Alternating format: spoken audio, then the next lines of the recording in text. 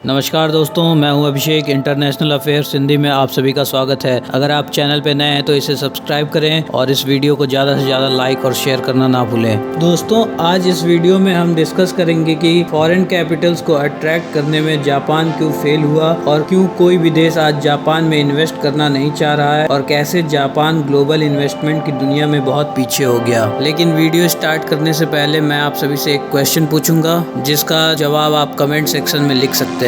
तो आज का क्वेश्चन है, इनमें से किस स्टॉक एक्सचेंज ने स्मॉल और मीडियम एंटरप्राइजेस के फायदे के लिए बिजनेस लीडरशिप लीग के साथ एक समझौते पर हस्ताक्षर किया है? इस क्वेश्चन का जवाब मैं वीडियो के एंड में विथ एक्सप्लेनेशन दे दूंगा। तो दोस्तों, आज जापान ग्लोबल इन्वेस्टमेंट की दुनिया में सबसे अलग खड़ा है। क्या आप फॉरेन डायरेक्ट इन्वेस्टमेंट यानी FDI के बारे में जानते हैं? तो आइए जानते हैं क्या होता है ये FDI। दोस्तों, ऐसी कंट्रीज जो दुनिया के बाकी हिस्सों में डेवलपमेंट को बढ़ावा देने की डिमांड करते हैं, वे कंट्रीज फॉरेन कंपनीज को अपनी कंट्री में नई फैसिलिटीज को इस्टेब्लिश करने और उनकी खुद की डोमेस्टिक कंपनीज को खरीदने के लिए एनकरेज करते हैं। इसे ही हम फॉरेन डायरेक्ट इन्वेस्टमेंट यानी FDI के रूप में जानते हैं। दोस्तों, अगर आसान भाषा में कहें तो प्रत्यक्ष विदेशी निवेश के रूप में जाना जाता है। तो दोस्तों, आपको बता दें कि चाइना ही ऐसा देश है जो इस स्ट्रेटेजी का भरपूर इस्तेमाल करता है। दोस्तों, वहीं बात करें तो इंडिया से लेकर ईस्टर्न यूरोप तक की कंट्रीज फॉरेन एंटरप्राइजेस को अपने देश में इन्वेस्ट करने के लिए एनकरेज करती रहती हैं। तो साथ ही FDI फॉरेन कंपनीज के फ्रेश आइडियाज को ब्रॉडर इकोनॉमी में फैलाने की भी परमिशन देता है, जिससे उस देश के लोकल सप्लायर्स, बिजनेस कस्टमर्स और कभी कभी तो उनके खुद के कंपटीटर्स के परफॉर्मेंस को भी बूस्ट मिलता है।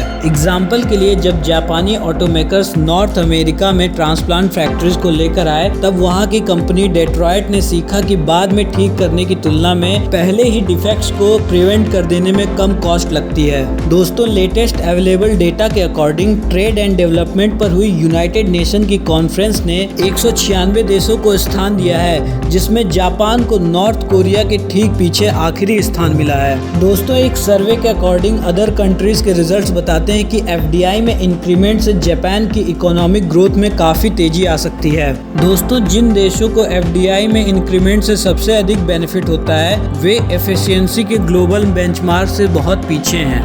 दोस्तों, इस बात से भी इनकार नहीं किया जा सकता कि जापान कई सेक्टर्स में अच्छा परफॉर्म करता है, जैसे कि ऑटोमेटिव इंडस्ट्री, लेकिन बहुत से अदर फील्ड्स जैसे डिजिटल टेक्नोलॉजी में यह पिछड़ा हुआ है, जो कि पूरी इकोनॉमी में आज बहुत ही तेजी से इम्पोर्टेंट होती जा रही है। दोस्तों, एक बिजनेस मैनेजमेंट इंस्टीट्यूशन के सर्वे के अकॉर्डिंग जब 64 देशों को उनके डिजिटाइजेशन के इन्वेस्टमेंट से मिलने वाले इकोनॉमिक बेनिफिट के बेसिस पे ग्रेड अप किया गया, तो जापान निराशाजनक 64 देशों में 53वें स्थान पर रहा।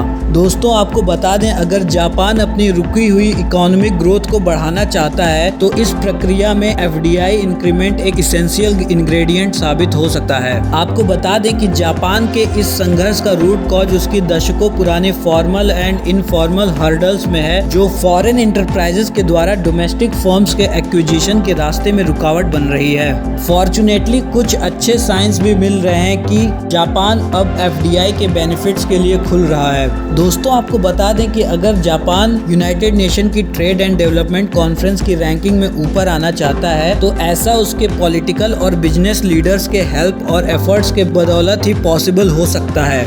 दोस्तों, जापान की निराशाजनक रैंकिंग की और भी शॉकिंग बात यह है कि लगभग 20 साल पहले ही टोक्यो के लीडर्स ने अपनी इकोनॉमिक ग्रोथ स्ट्रेटजी में इनवर्ड FDI को शामिल कर लिया था।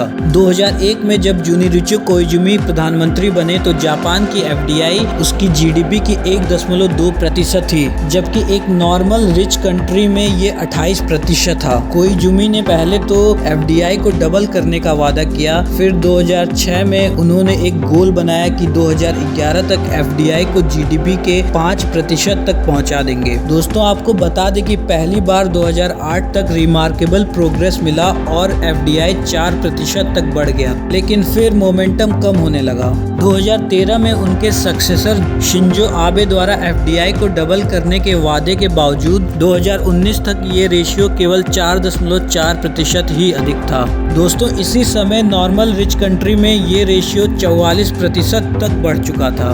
जापानी सरकार आज खुद से ही छुपा रही है कि वे कितनी बुरी तरह से फेल हुए हैं। उनकी फाइनेंस मिनिस्ट्री ने बताया कि इनवर्ड एफडीआई 2020 में लगभग 359 बिलियन डॉलर तक चढ़ गया, जिससे शिंजो आबे के 2013 से लेवल को डबल करने का गोल अचीव हुआ। जबकि इंटरनेशनल मॉनेटरी फंड यानी कि IMF, the organization for economic cooperation and development यानी OECD और यूनाइटेड नेशन की ट्रेड एंड डेवलपमेंट की कॉन्फ्रेंस के अकॉर्डिंग 2020 का फिगर लगभग 215 बिलियन डॉलर ही था। दोस्तों इतनी बड़ी डिस्क्रिपेंसी कैसे पॉसिबल हो सकती है? शॉर्ट में समझे तो सरकार misleading set of figure use कर रही है। दोस्तों IMF 2 मेजरमेंट्स को अप्रूवल देता है, लेकिन उनमें से एक को ही रिकमेंड करता है, जिसे डायरेक्शनल प्रिंसिपल कहा जाता है। दोस्तों इस प्रिंसिपल का यूज टाइम के साथ किसी भी देश के एफडीआई में बदलाव या देशों के कंपैरिजन के लिए किया जाता है। इसके अपोजिट जापान की फाइनेंस मिनिस्ट्री दूसरे सेट को हाईलाइट करती है, जिसे एसेट और लायबिलिटी प्रिंसिपल कहा जाता है।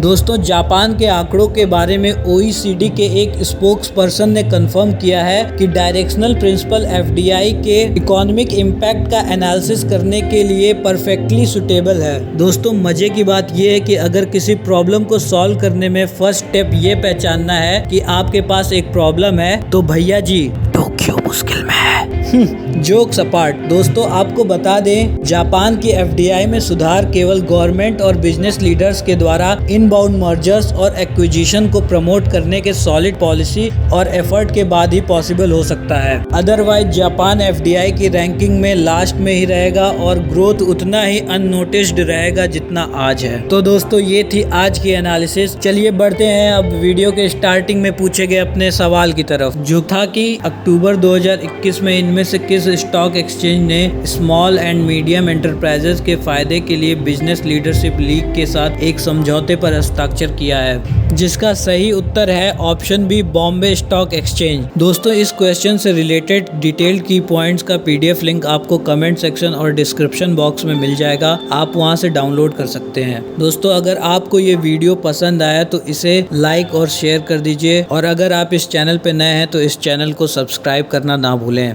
धन्यवाद।